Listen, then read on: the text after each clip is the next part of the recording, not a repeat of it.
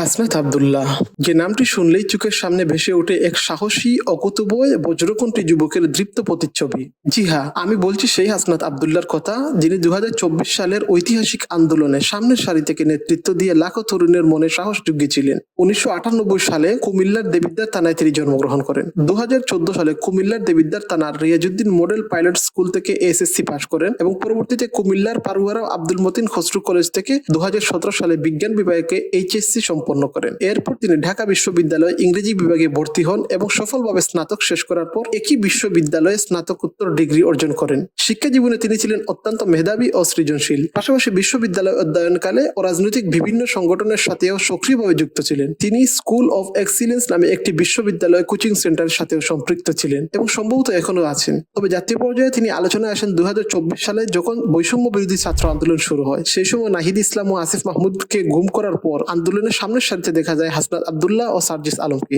মিডিয়ায় আন্দোলনের দাবি দেওয়া তুলে ধরা থেকে শুরু করে তৎকালীন মন্ত্রীদের সাথে সংলাপ সহ সবকিছুই তিনি সামলেছেন অসামান্য সাহস ও দক্ষতার সাথে। এ কারণে তিনি তৎকালীন স্বৈরশাসক শেখ হাসিনার রোষানলে পড়েন। তার বিরুদ্ধে লেলিয়ে দেওয়া হয় নিষিদ্ধ ঘোষিত ছাত্রলীগ ও যুবলীগের সন্ত্রাসীদের। পরবর্তীতে তিনি সহ আন্দোলনের 6 জন সমন্বয়ককে তুলে নিয়ে যাওয়া হয় ডিবি কার্যালয়ে, যেখানে তারা মানসিক নির্যাতনের শিকার হন। কিন্তু মুক্তি পাওয়ার পরও তিনি দমে যাননি, বরং আরো দৃঢ়ভাবে রুখে দাঁড়িয়েছেন নিপীড়নের বিরুদ্ধে। সবচেয়ে বিস্ময়কর ঘটনা ছিল, পুরো আন্দোলন জুড়ে তিনি একটি মাত্র টি শার্ট পরেছিলেন। পরে জানা যায় তিনি প্রতিজ্ঞা করেছিলেন হাসিনা পতন না হওয়া পর্যন্ত তিনি এই একই পোশাকে থাকবেন এবং তিনি তার সেই প্রতিজ্ঞা পূর্ণ করেছিলেন। হাসিনা পতনের পর প্রশাসনের ভেতরে লুকিয়ে থাকা স্বৈরাচারের সহযোগীদের বিরুদ্ধেও তিনি কঠোর ভূমিকা পালন করেন। আওয়ামী লীগের কার্যক্রম নিষিদ্ধকরণ সহ প্রতিটি বড় আন্দোলনে তিনি ছিলেন সামনের সারিতে। বর্তমানে তিনি আন্দোলনে অংশ নেওয়া ছাত্রদের নিয়ে গঠিত নতুন রাজনৈতিক দল এনসিপি বা ন্যাশনাল সিটিজেন পার্টি এর দক্ষিণাঞ্চলের মুখ্য সংগঠকের দায়িত্ব পালন করছেন। সেখানেও তার কার্যকর নেতৃত্ব ও রাজনৈতিক প্রজ্ঞা সবার নজর কেড়েছে। সবশেষ এটা বলা যায়, অত্যন্ত অল্প বয়সেই তিনি তার রাজনৈতিক দূরদর্শিতা,